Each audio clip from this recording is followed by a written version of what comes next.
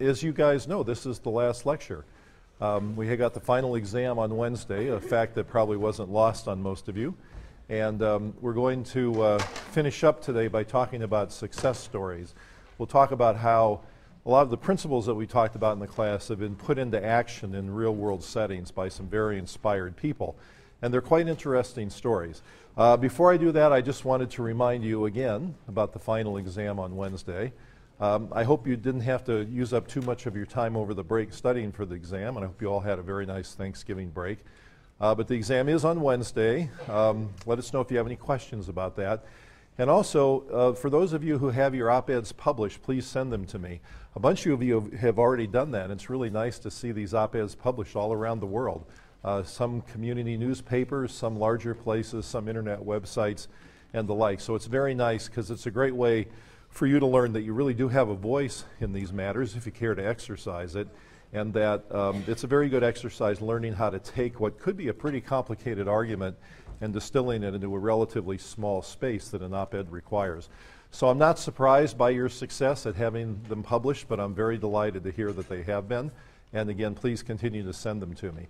And if you're inclined, if you feel like you've got a good point to make in your op-ed, and you felt that there was some reason to do it just beyond the assignment from the class, if you don't hear back from a publication after a while, it usually means that they're not going to publish it. And it's perfectly fine to call them to find out, or just to go ahead and send it to someplace else. And so keep sending it. If you're devoted to having it published, and I hope you would be, then continue to submit it to other places until you find some place that will publish it. And don't get discouraged if the first place you send it doesn't publish it. One thing I'd like to do before we move on to the content of the class is to thank the teaching fellows. These folks have done a tremendous amount of work over the course of the class, have graded and graded and graded, worked with you guys, fielded emails, phone calls, and the like, and have been one of the best groups of teaching fellows that I've ever had for this class. So let's please give them a big hand.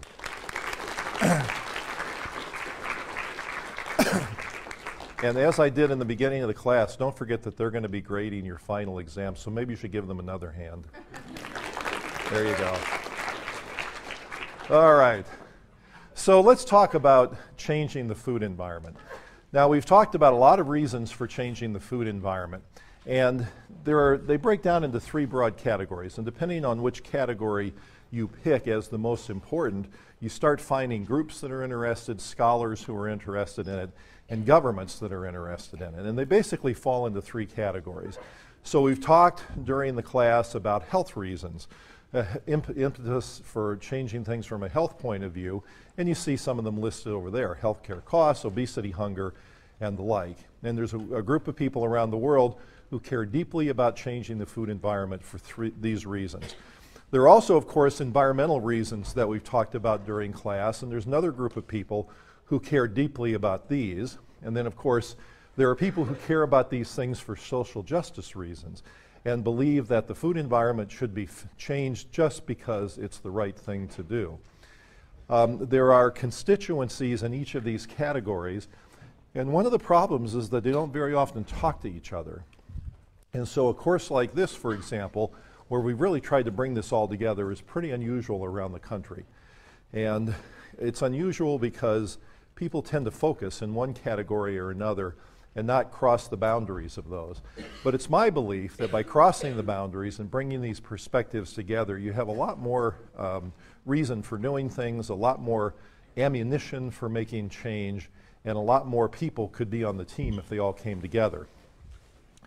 So let's talk about what it takes to make change.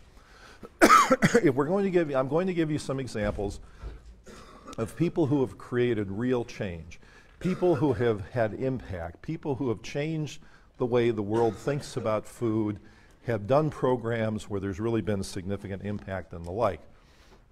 And if you look at the common denominators across these people and their approaches, there are certain things that tend to fall together.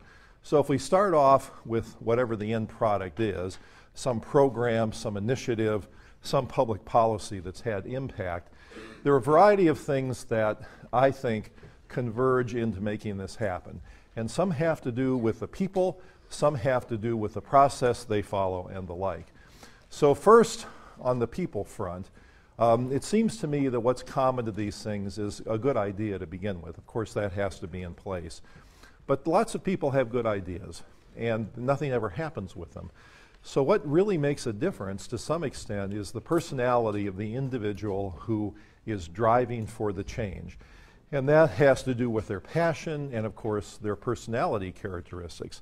Those dovetail with these things you see on the right, people's ability to frame a message in a constructive way.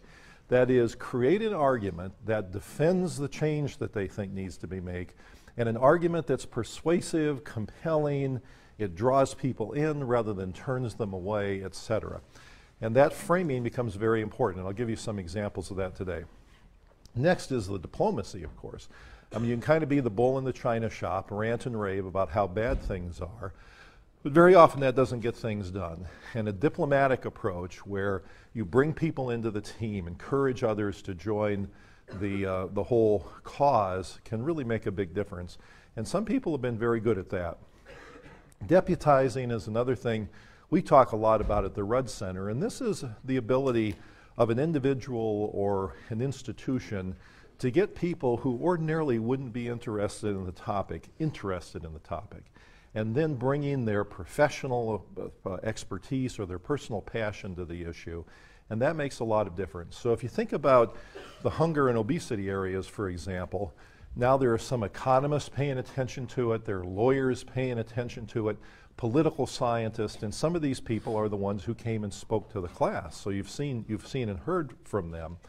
Well, the fact that they got deputized into the cause, the fact that these were all people who used to pay attention to other issues, but now are paying attention to food issues, can really help a lot because they have new perspectives, new ideas, victories they've won in other arenas that can now be applied here. So that deputizing that some people have a real knack for is very important in this.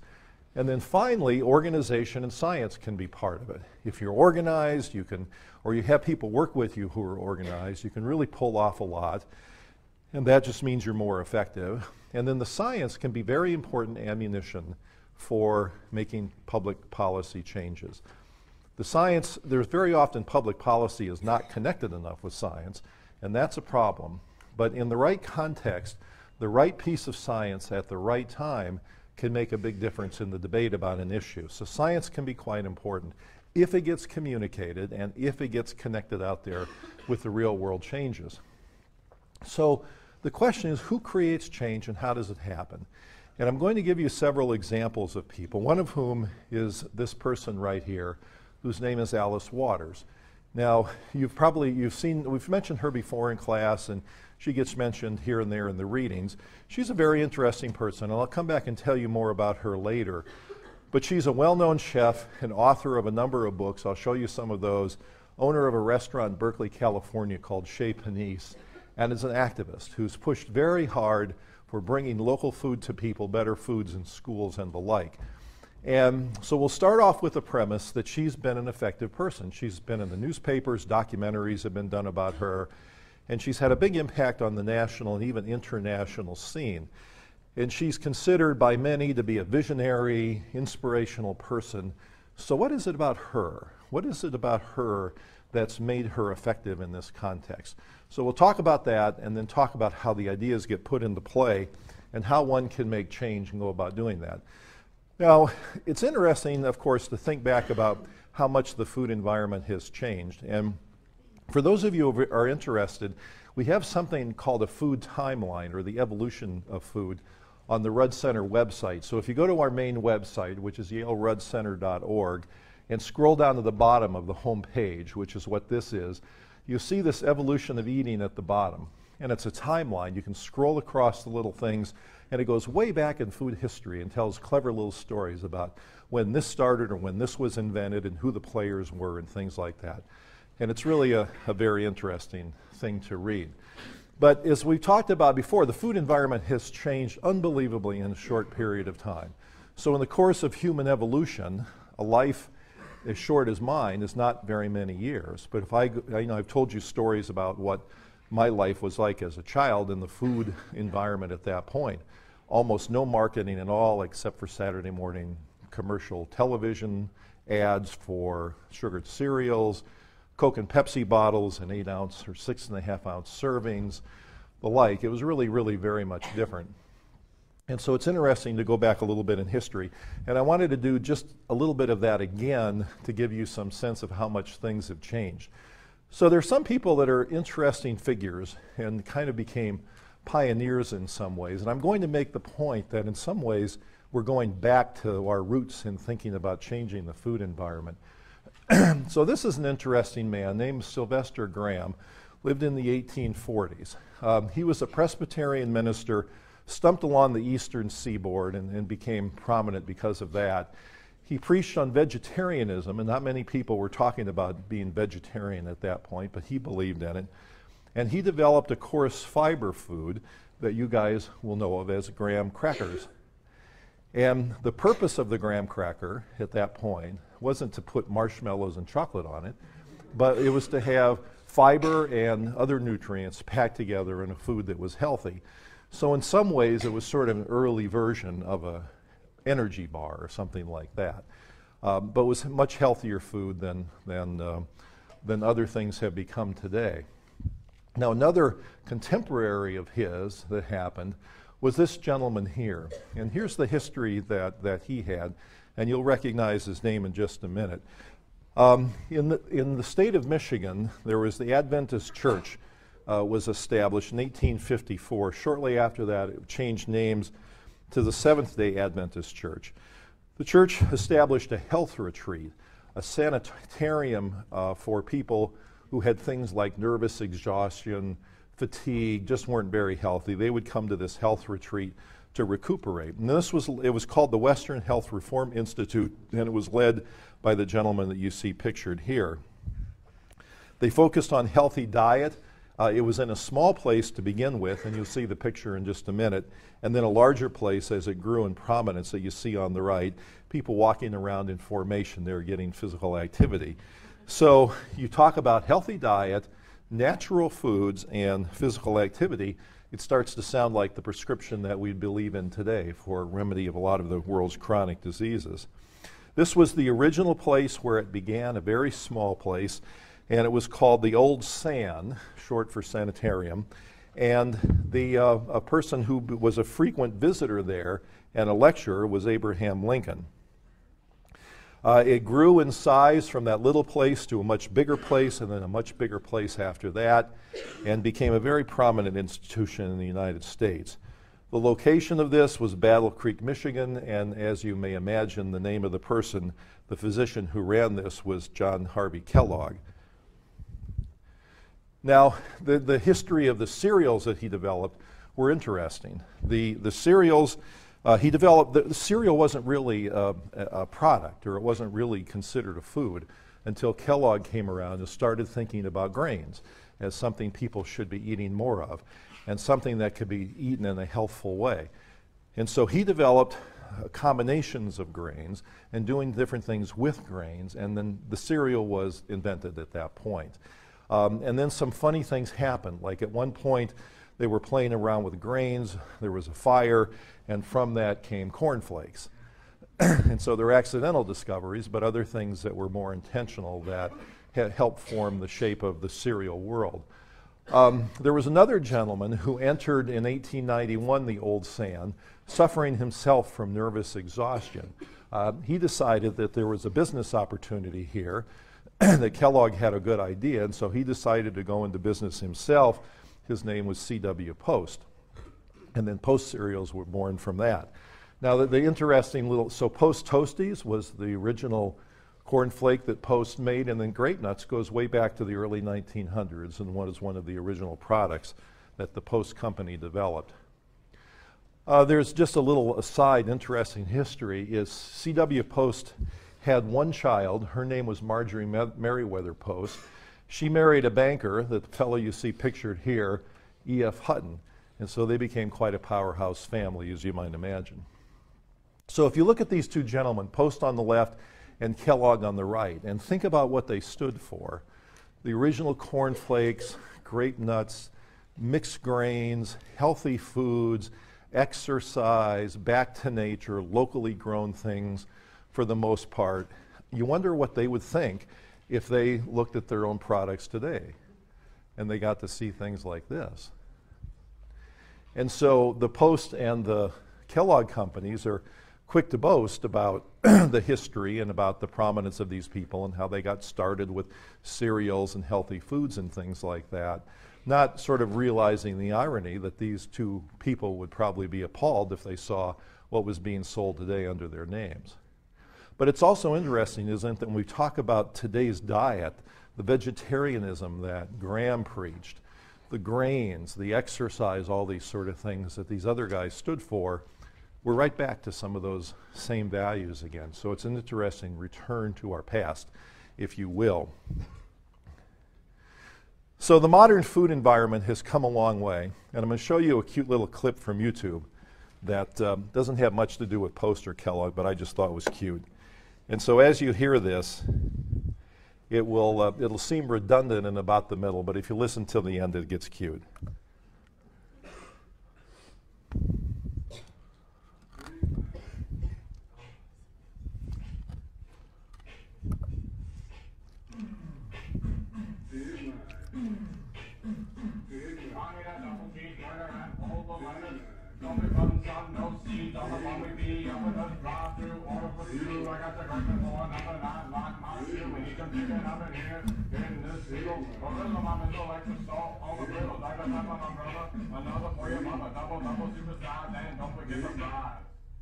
That's about it.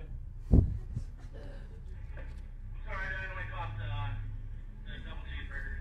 We're going down for you. Can you throw that down again? Big much.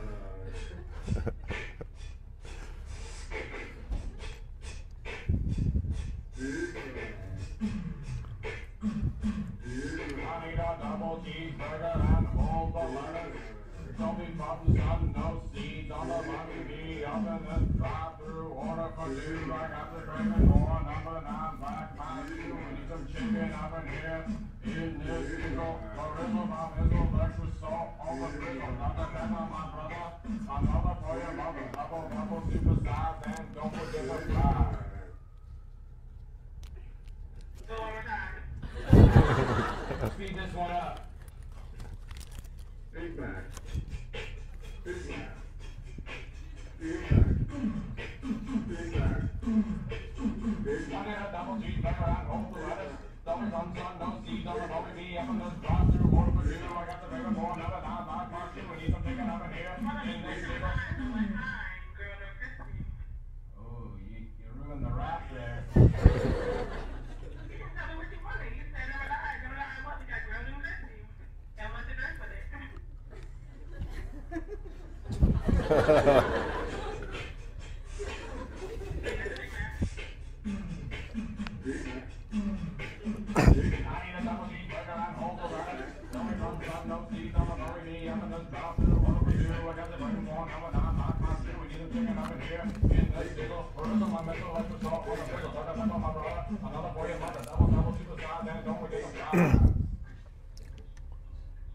Crispy.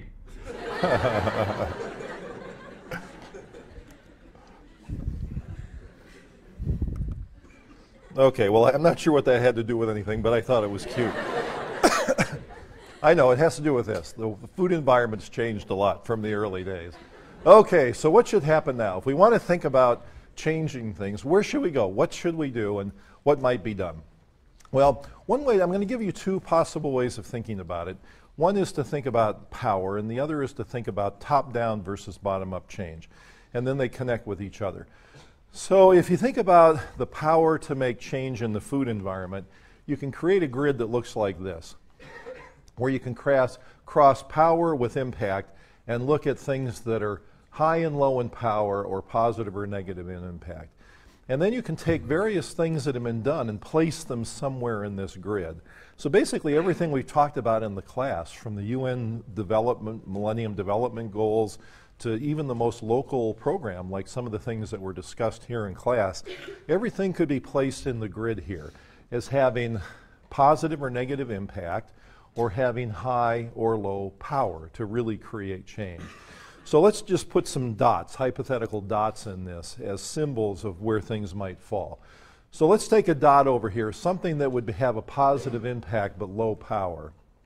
So when you heard about the local sustainable food projects, for example, those have high local impact, but nothing really is happening nationally because of some program that might be occurring here in New Haven. It could potentially, but it's not yet. It's really a locally focused impact, a very positive one, but low power on the national or global scene.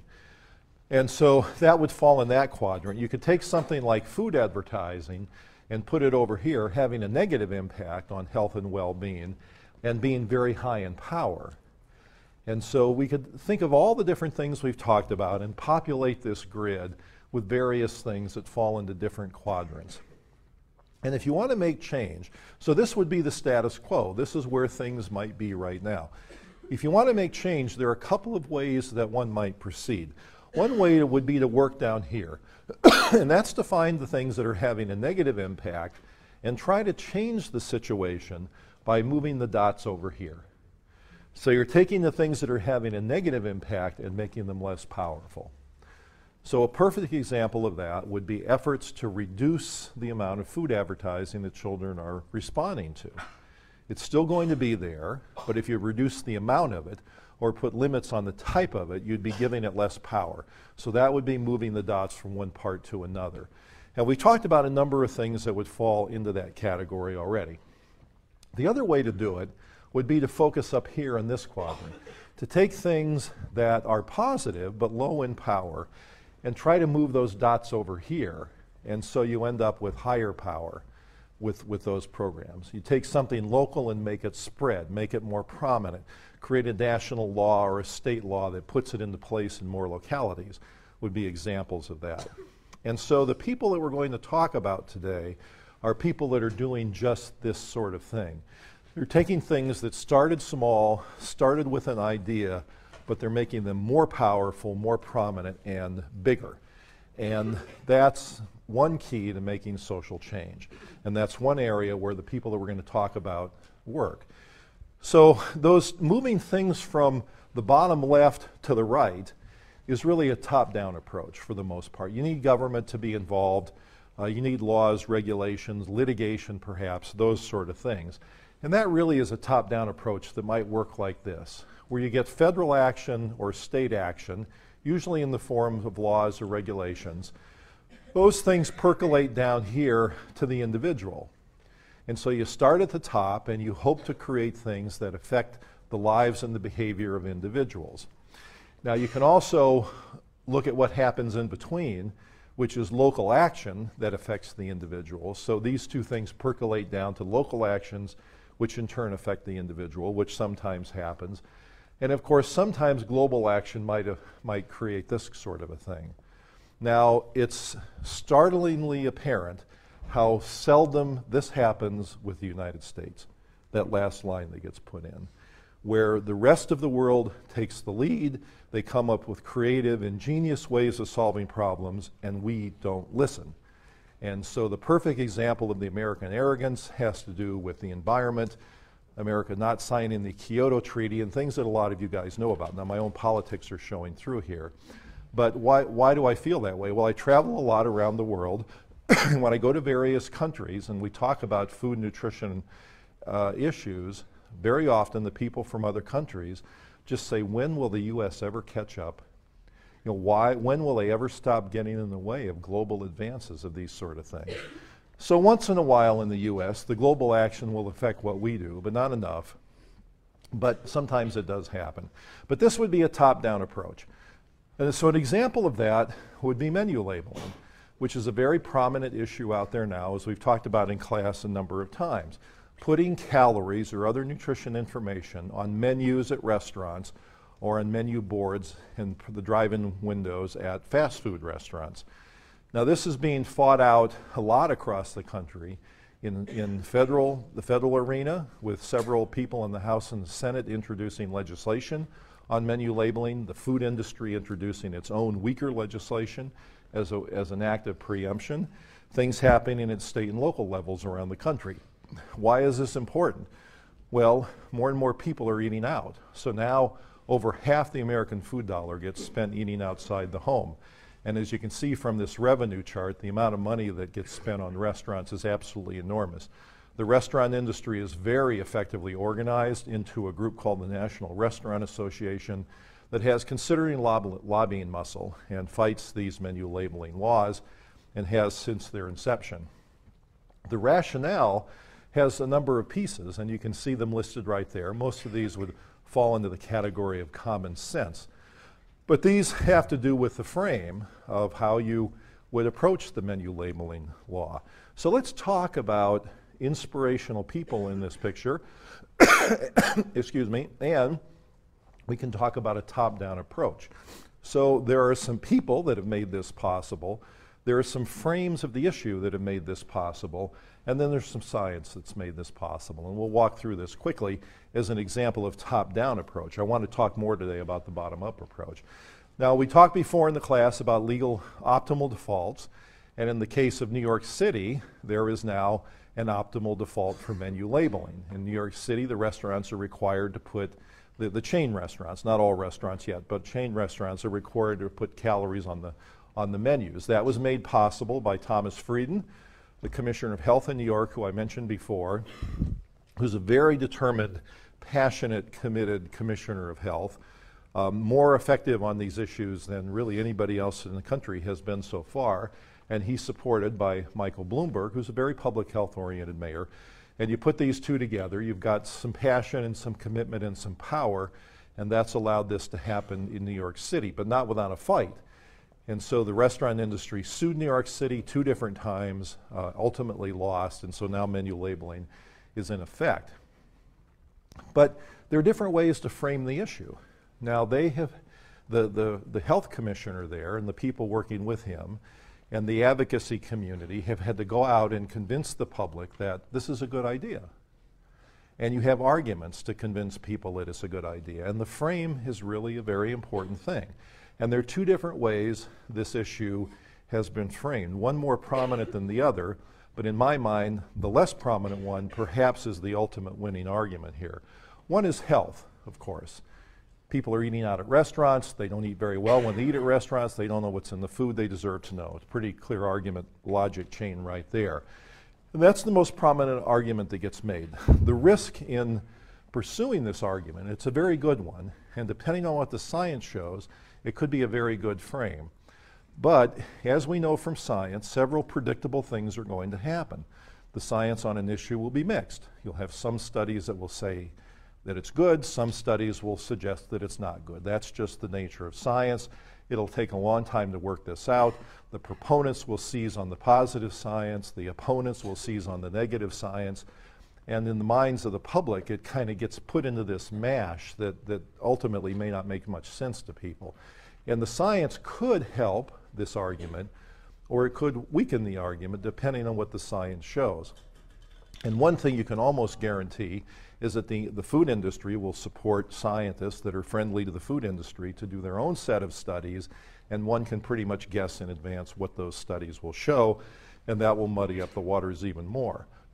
A second frame is that people just have a right to the information. And this is a frame that's very hard for the industry to refute. And that argument, I think, can be very important. So here, for example, up in that doorway there, and the doorway there you see exit signs. There's another one there.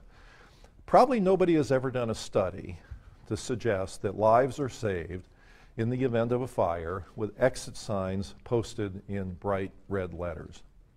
But you have a right to have that information there, just in case it's helpful, just in case it might save your lives. You have the right to have the information there. You're all wearing clothing that has tags on it, okay? That's all part of somebody, sometime, pushing the government to have tags on clothing. Why? Nobody's ever done a study to show that you're better off because you have tags on your clothing, that you're going to live longer, you're going to save money, you're going to make wiser choices. But you want it there, and you'd probably be upset if it got taken away. Why? Because it's your right to know what's in the clothing. So that would be an example. Okay, even on a pillow, you see this sort of thing. Even if you gargle with Listerine, there's a label that will tell you what's in it. And of course, there's the precedent with food labels. In packaged foods tell you what's there. And my guess is that there would be complete consumer outrage if those labels got taken away. But nobody's done a study, a convincing set of studies at least, to show that consumers are better off because of those labels. There's some research, but not a lot. But it's the right to know. And don't we have the same right to know what's on restaurant labels? And so that's a pretty compelling argument. And as I said, harder to refute than the scientific one, which will probably end up mixed. But there is some science on this issue. And the science is very interesting. So for example, one argument is that the industry makes is that the industry provides information to people anyway. So you may see, if you go into a McDonald's outside of New York, where the restaurant, when the menu labeling isn't required, little pamphlets sitting somewhere, maybe a poster on the wall, and so or it's on a website. So they say, we don't need to put it on the menu. People can get it anyway, and we make it available. Well, our very own Christina Roberto, one of your teaching fellows, did a very interesting study in some places, fast food places around New Haven, to find out how many people actually access that information, and it turns out to be about 1 in 1,000. So yes, they make it available, but no, people aren't using it, and it's not having any impact on consumer choices. Another bit of information is that consumers don't want the information. The industry has made this argument. People really don't want it. They don't care to have it. They're out to enjoy themselves, and they don't want their experience spoiled by knowing how many calories are in the food. But the polls show that that's really not the case. People really do want the information. And there are a series of studies on this. In fact, a very, very nicely done study that Christina has just completed and submitted for publication, showing the impact on what consumers choose to eat if they have the calorie information available or not. And without going into the details of the study, because it's not yet published, it makes a big difference. And so the science is supportive in this case, and you combine that with the argument that people have the right to know, you've got a pretty strong reason for doing menu labeling legislation, and that's a top-down approach. That would be government intervening federally or in a statewide or even local like in New York to make a difference, and that is an example of top-down. And if you're interested in this particular topic, we've done a report on this at the Rudd Center, and you can get to it from our website. And we've also published a paper that I think was in the readings, although I can't exactly remember, the paper on menu labeling legislation laws. Okay, now let's talk more about the local innovation approach. Let's talk about bottom-up kind of an approach. Starts with the individual. An individual in an area, a legislator, a person, a parent, anybody in the population can become an agent of change if they have the right characteristics and a good idea behind them. So the local innovation approach starts with the individual. Usually that person gets other people on a team and they form some kind of a group, may give it a name, may not. But these people then work to create local change by doing these things, where they try to get public opinion to change, and that allows institutions to change. So parents who band together to try to get better foods in schools would be an example of this. That would all start with an individual, then other people join the team, and then you get institutional change. And then when these things happen, at some point you hope that government gets involved and does something systematic, so that parents may get together in a given school, change things in the schools, but then you hope the local government might get involved and create change in the whole school system. That's what's happened in Berkeley, California with the program I'm going to talk about in a minute. And then of course an individual, an inspired individual, even by themselves can make a difference. This is one of the reasons why I've asked you guys to write op-eds, because it's a way to show that you really can make a difference. Now, why is local action so important? If you're looking at changing things on the net, let's say for the whole country, why can't we just have the federal government make laws and then the job is done, you've got everything taken care of, and in one fell swoop you get change. You don't have to worry about all kinds of things happening locally, which would involve thousands and thousands of communities, or at the very least 50 different states. Well, here are some of the reasons. Federal government tends to be much more affected by business interests than state and local governments, and therefore the federal government can be very slow to react on some of these fronts. In the tobacco arena, which has been a major public health victory, Only half the people smoke now that did several decades ago. That was totally done at local and state levels with taxes, Clean Indoor Air Acts, and things like that. The federal government's still done very little to deal with the smoking problem. And these other reasons, as you can see, are very important as well, that lots of times local ingenuity makes a difference. Industry can't fight all these local fires. And you get things spreading. Something happens in one community, the community next door hears about it, they do it, and you get this positive contagion that goes on that can be very, very important. But also, of course, if people are doing these things in their own communities, they own the change. They feel like they created it, they owned it, they developed it. And that's a very powerful impetus for things to keep going once they become initiated. So there are lots of examples of local action. And you've heard about some of them from the guest lecturers. You've read about a lot of them in the readings, and you've seen examples of these. So I'm just going to go over a couple quickly and then a few in more detail in this context. One example are community gardens. So this is the corner of 25th Street and Dickinson in northeast Philadelphia. So you can see from the surrounding neighborhoods that it's not the wealthiest area. The area where this community garden now exists was probably burned down houses or abandoned houses. They got torn down and the green space got created. So this would be an example of a local victory that's occurred, in this case in Philadelphia. So that's one thing that can be done locally. Community-supported agriculture is another example. Now, we haven't talked about this specifically, but I think Jen McTiernan alluded to this when she talked about City Seed, but CSA is where you buy a share of a farm. Now, it might only cost you $10 a week for the growing period or something like that, but then you own that little tiny share of the farm, and then each week you get money. You get, not money, but you get food from the farm. And it's a way where the farmer gets money in advance, the farmer then has a steady income, knows how much to grow, people get locally grown fresh food, the cost of your share goes down if you go and spend some time working on the farm, and these CSAs are really spreading around the country. There are a number of them that exist around the New Haven area. So that's another example of local victories. There's the guide here on community-supported agriculture, if you're interested, and I've given the websites for the various things down there. And let's use some specific examples of local action and talk about both the people and their ideas. And the Yale Sustainable Food Project is one, but of course you've heard about that already. And this was founded by Melina, who you heard from in a guest lecture, and Josh Bertel, who was here for a number of years, co-running the Sustainable Food Project with Melina, but we got recruited to be the president of Slow Food USA and has left the New Haven area. City Seed, you heard from Jennifer McTiernan about that, so those are examples of local people making a difference. The edible schoolyard I'm about to talk to you about, and that's with Alice Waters. I'm going to talk about Jamie Oliver, the chef from Britain, who Marlene Schwartz talked about briefly in her lecture. I'm going to talk about a program called the Sustainable South Bronx, and the woman who runs that is Majora Carter.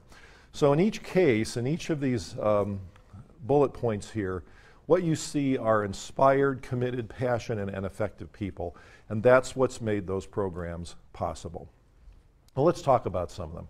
So again, you've heard about the Sustainable Food Project and City Seed already, so I won't talk about those in any more detail. But those are examples right in our own backyard that have been very effective and have become models for action outside the New Haven area. All right, let's loop back to Alice Waters. I mentioned she's a chef, an author, owner of a restaurant, etc. Alice went to France when she was young, studied to be a chef, came back to the United States and founded what may have been the first sustainable, locally grown oriented, healthy food restaurant in the United States in Berkeley, California, called Chez Panisse. But then she did many things after that. Here's a picture of Chez Panisse. If you're in Berkeley, it's a fabulous place to eat. I've been there a number of times and it's really very good. Alice has written a number of books as a chef, so she's written Chez Panisse Fruit, Chez Panisse Vegetables, but a variety of other things. Her most recent book is this, The Art of Simple Food, which is very interesting and well done. So she's been quite effective as an author. But perhaps what she's best known for is this project in Berkeley called the Edible Schoolyard. This used to be a paved parking lot behind a middle school, the Martin Luther King Middle School in Berkeley, California. Alice, some years ago, had this very inspired idea that you're now seeing more around the country, primarily because of her, which is to create a garden food experience for the students right there on the schoolyard. So she convinced the school officials to tear up the parking lot. She got money from people in the community to help support this, tore up the parking lot and planted this sustainable garden right behind the school. Now, you can't really see so much from this, but you'll see from some other pictures that this Martin Luther King Middle School is a mixed race, mixed social class middle school in Berkeley. So it's not sort of upper crust Berkeley by any means. And this community garden becomes a place not only for students, but for people in the community. So families come and walk through the garden in the early evening just to enjoy themselves. And the kids in the school work in the garden a lot. And it becomes part of their day-to-day experience. Foods from the garden go into the cafeteria. Some kids help work with the foods in the cafeteria. When the kids are doing poetry readings for an English class, they'll go in the garden and do it. When the kids are learning elementary genetics, they'll learn plant genetics and go in the garden to do it. The after-school programs take place in the garden. And so it really has become integrated into the life of the school. Not just one little club or something like this doing it, but lots of kids in the schools doing it. The garden has lots of different varieties of fruits and vegetables and plants, edible flowers and things. They have chickens in there. They have a few other kind of animals. And it really is a very interesting place. And Alice's vision of this was to make food a part of the learning environment. And the point was kids are exposed to a toxic learning environment with food in most schools, and this was a way to turn it around. And it's a very interesting place. If you ever have an opportunity to be out in Berkeley and you can visit this, you can't help but be impressed. I couldn't help but be impressed when I visited there. I mean, these kids are out there locked on to these plans. They're just completely passionate about it and committed to it. And these are some kids who grew up in families where all they ate was processed, fast-type food. They're then bringing vegetables and fruits home with their parents with a little sheet on how to prepare them. And it really, presumably, although it hasn't been tested thoroughly enough yet, has had a big impact on the lives of some of these families. And you can just see from these pictures, but again, as you see it in person, it's really pretty amazing what kind of effect this program has. And then there are programs where younger kids come into the sustainable garden and learn how to deal with the fruits and vegetables. You see pictures like this that are really very touching, and there's a lot of this kind of stuff around. And I remember going there once in the late afternoon when the kids from an after-school program were there. And what they had done is they'd gone out in the garden and picked something, I forget, maybe zucchini or something, and they'd sliced it up and then baked it in the oven, and then they were going to have it as a snack.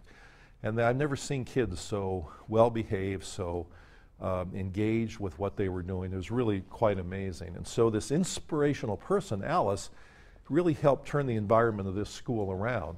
And so this picture that you see on the right is pretty typical of, that's the main table in the building they have that's off of the edible schoolyard. And that's pretty similar to what I saw when I was there, those kids smiling and laughing and really enjoying themselves, and really pretty inspired. Here's another picture of Alice with the kids from the garden and all the vegetables and things like that. So the concept here, and here's a quote from Alice. It's a little hard to read in the back. It says, "Right there in the middle of every school day lie time and energy already devoted to the feeding of children. We have the power to turn that daily school lunch from an afterthought into a joyous education, a way of caring for our health, our environment, and our community." And so I wish Alice Waters had been in the area and we could have had her come in to guest lecture, because she's this sort of dynamic person who has this infectious way of getting people excited about these ideas. And you hear her and you just can't help but thinking, oh my God, this is exactly what ought to be done. And so she has the power, the passion, the ideas. But she's had persistence as well. So this one school did this in Berkeley. She then convinced other schools in Berkeley to do the same thing, and then got the Berkeley Unified School District to create these gardens system-wide in other schools. So that was an example of one person, local change, and then the government gets involved and institutionalizes the change. If you'd like to read about this, there are some books that have come out just recently on this, just a few weeks ago actually, and the website for tracking those down is listed on the slide you see there. So this is very impressive, and it's an example of one person making a real difference. Her power, her ideas, her persistence, her organizational ability, all those sort of things I showed on one slide have come together, and that's been very effective. Another thing she did, which was to get national officials interested in this. And as part of the Smithsonian Folklife Festival that happened several years ago on the mall grounds in Washington, D.C., there were a lot of things occurring, and you can't see it very well, but over here in the bottom right-hand corner is a sustainable garden that Alice helped put together as part of this Folklife Festival. And she got the people that did the Yale Sustainable Food Garden, Josh and Melina, to come down and help coordinate it and plant it. And then what she did was she had this garden, had a tent, and had a table there. And then she invited people from Congress to come and take part in a sustainable lunch, to get them interested in school lunch programs around the country. And so she had a lunch, she invited me, and I took part in this with these people and a few others, sitting around a table, eating foods that had come right from that sustainable garden. And she made the point to these individuals that this is important, it needs to be done for kids nationwide, and these folks listened. In fact, Hillary Clinton has followed up with some legislative initiatives herself. Tom Harkin is a real champion on these issues. And there were several other legislators as well there who I think heard the message and got inspired by this. And the way this table was set up and the way the event was done was so nice. So I had my camera with me. I took a few pictures of sort of things like this. And you just got this sense from being there that there's this beauty, majesty, joy of food that Alice talked about in that quote that should be shared with our children. And that should be done in the schoolyard, it should be done in the cafeteria, it should be done in our educational system. And that might help change people's opinions, attitudes, and behavior with respect to food. Here was another example of just a little thing from the table that just created this kind of beautiful atmosphere that was very, very touching. So back to the edible schoolyard, this is the building that they built off the schoolyard where the kids take part. And it's, of course, made possible by the inspiration of one person. So one person can really make a difference. Now, it's one example. Okay, the next example is Jamie Oliver. And as Marlene mentioned in her lecture, Jamie Oliver is a chef, and a prominent chef, has a national TV show in Britain, and is very popular. And he went by the title of Naked Chef, and it had nothing to do with what he was wearing. It was all about foods that were in their more natural form and weren't, covered by lots of other things. And he got very interested in school lunches around Britain. In addition to his show, he started looking into school lunch programs and was pretty appalled by what he saw. And he became a very prominent advocate in Britain for better school lunches. And there are pictures of him like this, looking at these sort of mysterious things that were part of the school lunch program and railing about the poor nutrition and how it was hurting kids and how it was costing a lot of money along the way. And so he did several very visible events. As you can see, these are kids on a lunch line, but they're in the middle of London here. They're not actually in a school, where he served healthier foods to kids and showed quite visually how kids would eat these foods if they were made in an appealing way. He finally got the ear of Tony Blair and other prominent people and basically embarrassed the government by doing television show after television show, railing on about how bad the food was. And so the British government then stepped in and changed the school foods in a pretty important way. And again, this was the vision of one person. So that's made possible by the inspiration of one person, in this case, Jamie Oliver. So here's a person who made national change, not so much by creating local action, but making it visible on national television. And in this case, embarrassing the government. So a different approach than Alice Waters took, but a very effective one. So you have these two people who started out as chefs, becoming appalled by what kids were being served in schools.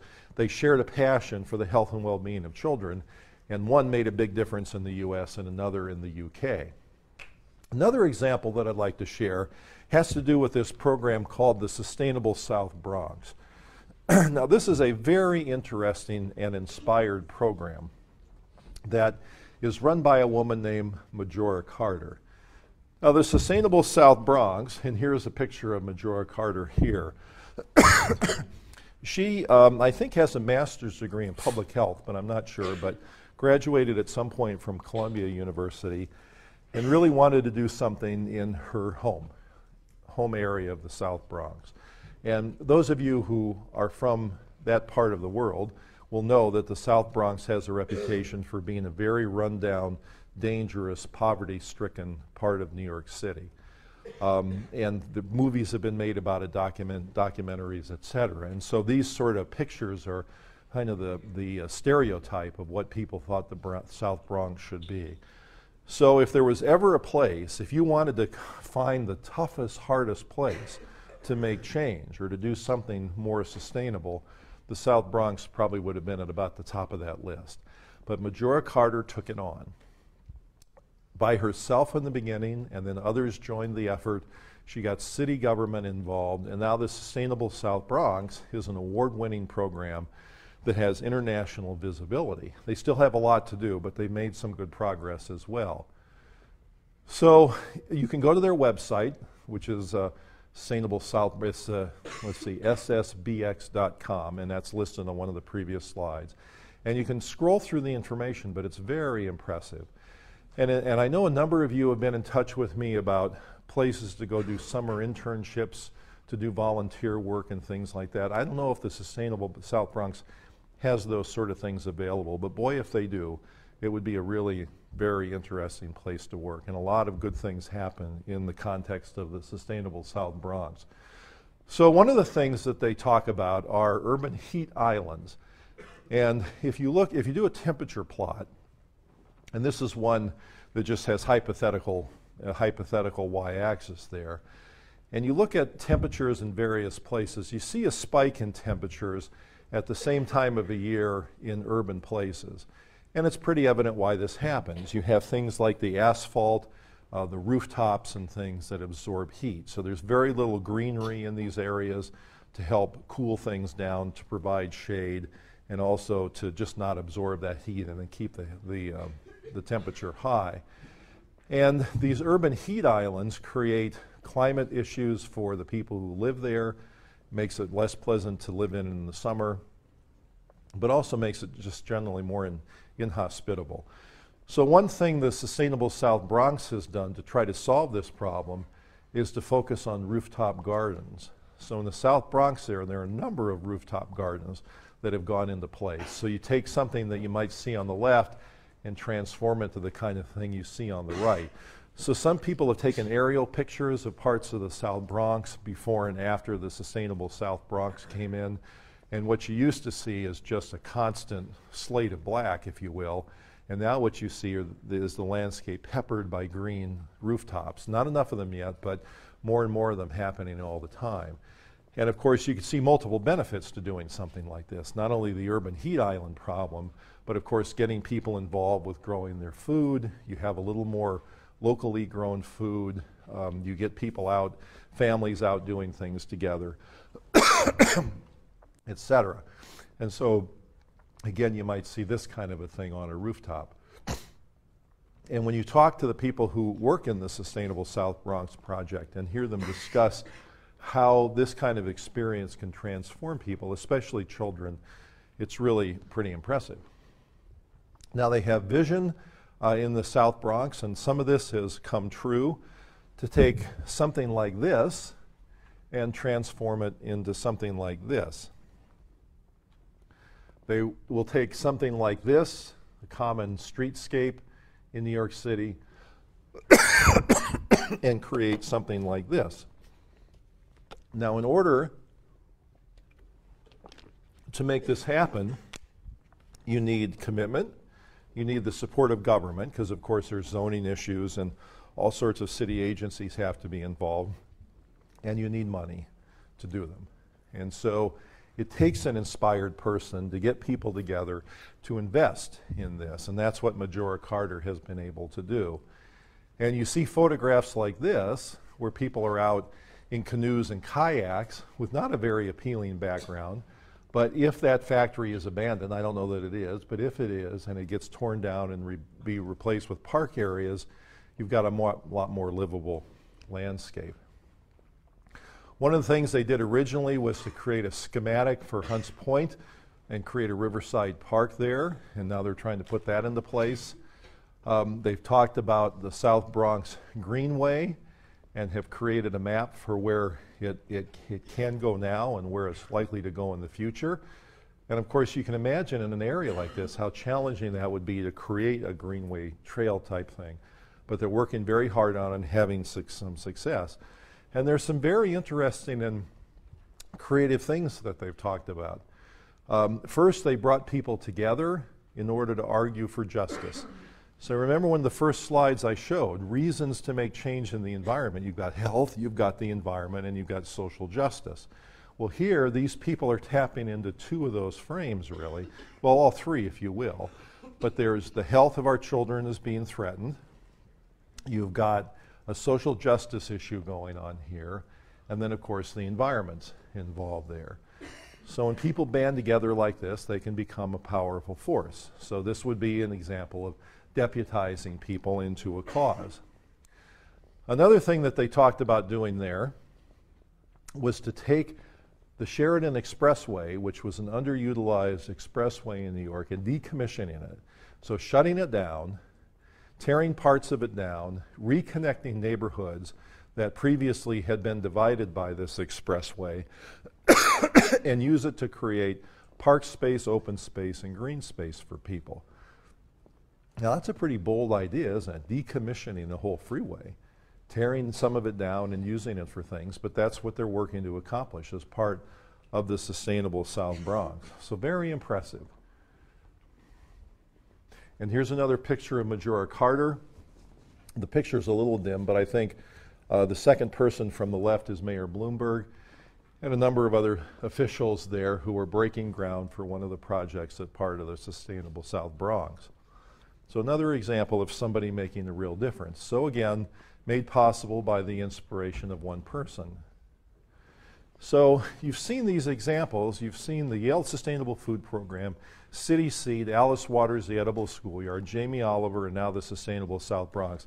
All examples of projects that have become nationally famous, internationally known, have become examples for other people making change, all made possible by one person. And none of those people is different than you. Now, some of you will be passionate about this food issue and others won't. But for those who are, you really can make a difference. And this shows that you can create change from the top down. You can work with institutions, with government to try to create changes. You can work from the bottom up or from the grassroots up in order to create change, and both are necessary. Real social change happens when these two things are happening in sync, and then they meet in the middle. So it's almost like when the railroads were built in the U.S. They started from the east, built toward the Midwest, started from the west, built toward the Midwest, and then they met up. And that's similar to what's happening now with the food arena, and you see many examples of action that have happened at both the national levels and at local levels that are making a big difference. So both are important, both can be effective, both have to come together to do this. So there are some challenges to making these local changes, and you can see some of them listed here. They tend to rely on precarious funding, and they all need a more reliable source of funding. They tend to be understaffed because they don't have enough funding, and therefore have to rely on volunteers. Now, thankfully, there's a large group of very committed volunteers who work on these things, and those people can make a big difference. The third bullet point there, they tend not to connect with science. So, and then that connects with a fourth bullet point, is they just don't tend to get evaluated very well. So they look good, they appear to be having a positive impact, but without a thorough evaluation, you don't really know. And that's why connecting science with some of these existing programs is, I think, a very, very good thing to do. Excuse me. And then another limitation is that in each of these community programs, they tend to do a lot of things all together, and you don't really know what in that constellation of activities works and is having most impact. And the beauty of science is to be able to disentangle rather, a variety of things and see what might be most effective. So one very important role scientists can play in this whole picture is to help evaluate the impact of these local programs. Now, I'm going to show you a series of about 5 slides with a ton of things that are going to be resources for you to refer back to in the future if you wish. But I've collected a variety of websites that I thought would be helpful for you guys to see if you'd like to pursue any of these topics. So, as you can see, there are some things about City Seed up there. The Food Trust is a very active group in Philadelphia. If any of you are from the Philadelphia area or would be there in the summer and could volunteer or do some even paid work with the Food Trust, that would be a terrific place, because they're doing a variety of programs in Philadelphia, websites for the Edible Schoolyard, Sustainable South Bronx, and then a variety of other places as well. The Leopold Center is interesting. It's at Iowa State University and was one of the early centers for sustainable agriculture. It's named after a very inspired person named Aldo Leopold, who graduated from Yale, not as an undergraduate, I believe, but had in the School of Forestry and Environmental Scientists, and was known as one of the first pioneers to deal with sustainable agriculture.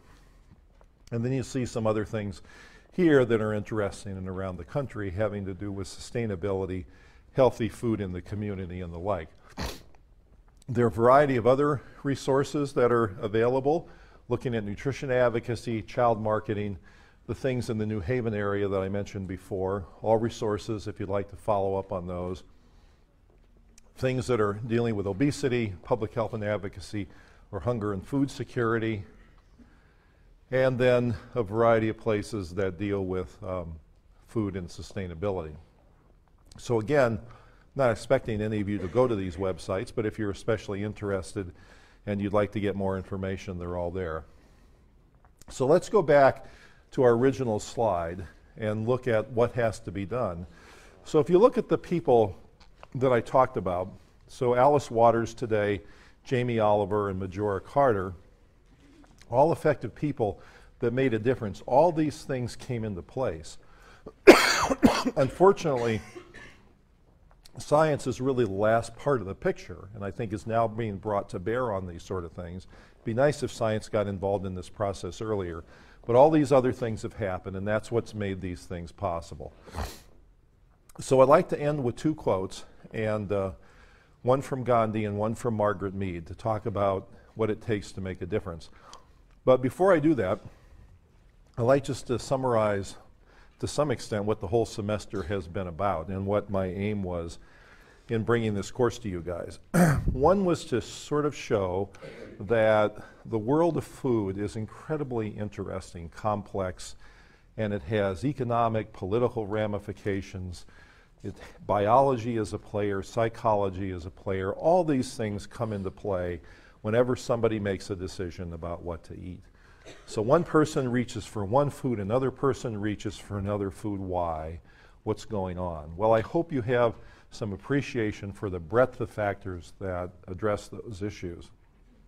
I hope you've also have some appreciation for food victories and food failures.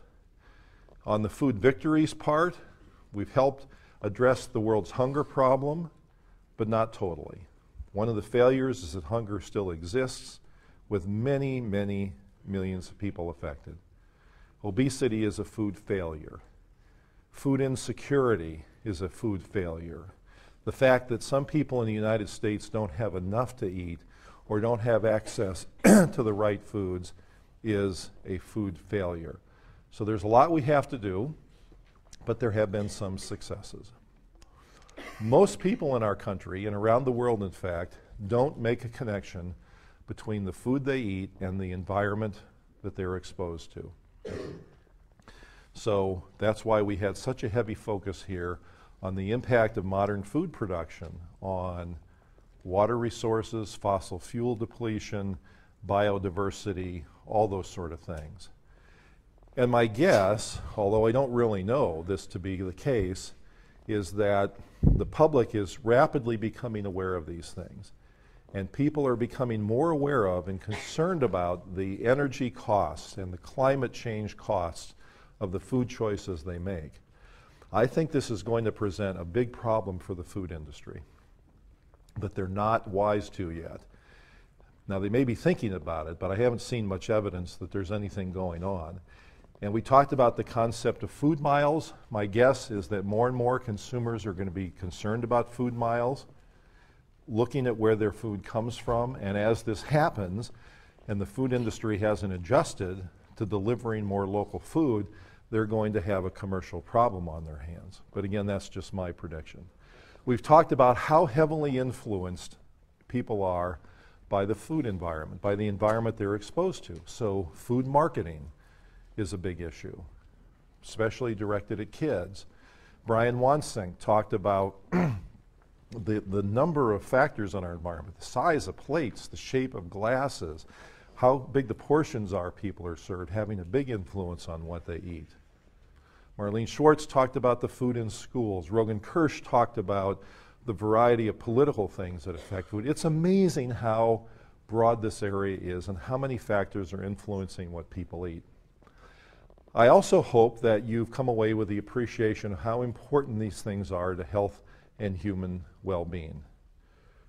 The vast numbers, I mean, everybody's affected by food, of course, but vast numbers of people are affected by the food failures that we discussed. In order to address these things, we need vision, commitment, we need political change, economic change, corporate change, government change. All these things have to happen.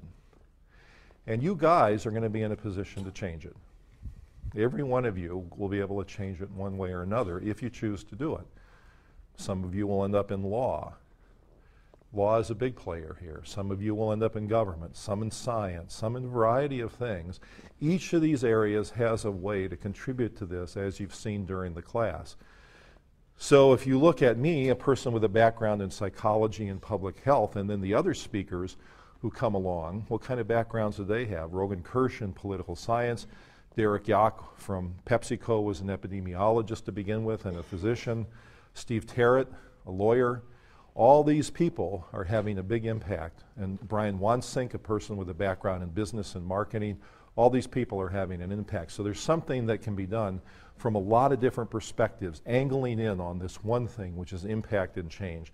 So you guys, if you choose to, can make a big difference. And so I hope these two quotes that I'm going to leave you with today inspire you as they do me. But one is this. This is a quote from Gandhi that talks about series of steps that occur as a country might be approaching political freedom.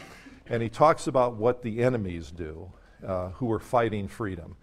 And he says this, that the first step is first they ignore you, then they laugh at you, then they fight you, and then you win.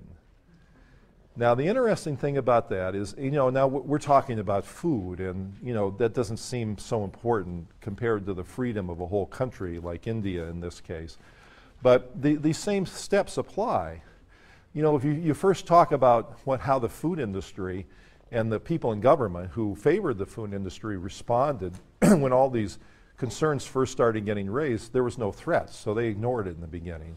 Then there was the laughing, the lampooning, and things like that.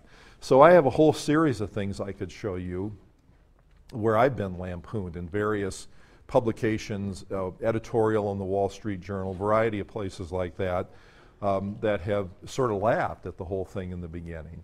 But then the threat became apparent. Then the people who were favoring the status quo and not wanting change felt like they had to fight. And that's the stage we're in now. And then to some extent, some of the victories are starting to occur. So the moral here is keep going. If you feel you're right and you're passionate about a topic, whatever it happens to be, and whatever position you embrace on this, keep at it, and then keep at it some more, because you might be plodding through some of these stages.